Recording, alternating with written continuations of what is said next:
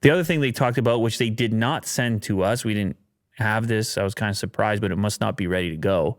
The OnePlus Buds Pro, and they're coming. Oh, there you go. They're coming September 1st, so that's why we don't have them yet. I guess they'll send it to us. They're going to come in white, glossy white, or matte black.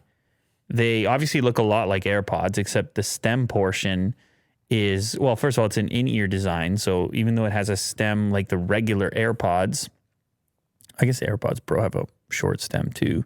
The stem portion is in chrome or metal, and that's the portion you interact with. So your hand can quickly recognize the difference between the bud and the control portion just by the texture. That's the idea there. Anyway, it's a fairly premium price tag, $150, but the whole presentation seems to imply that these are going to be somehow comparative to the Pro model of AirPods, which are more than $150.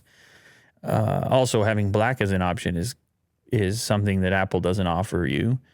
Granted, the whole Apple versus, like, comparing AirPods is complicated because they have a connection advantage when it comes to iPhones with the dedicated chip that's installed.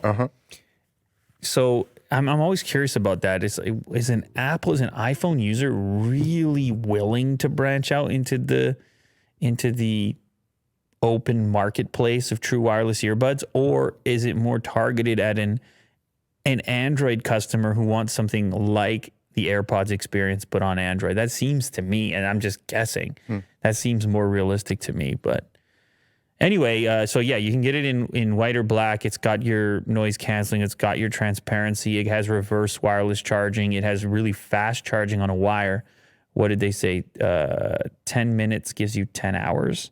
Yeah. Something along those lines. I mean, that's pretty cool, warp charge. And then if you turn off the noise canceling and include the case's battery life, 38 hours of listening time. I mean, that's pretty cool as well. So it's not anything overwhelming as far as the industry is concerned. We've got to listen to them and see what that's about. But I have to say with this one, the $149 price tag actually did surprise me a little bit.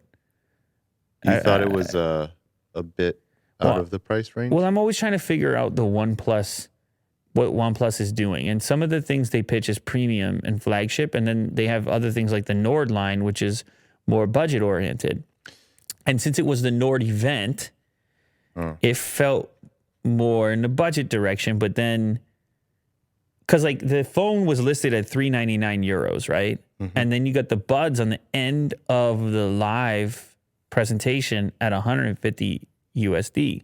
So you see where I'm going here? It was kind of two different lines as part of one presentation. But either way, whatever. I mean, ultimately it'll come down to performance, whether people think it's worth the $150 or not.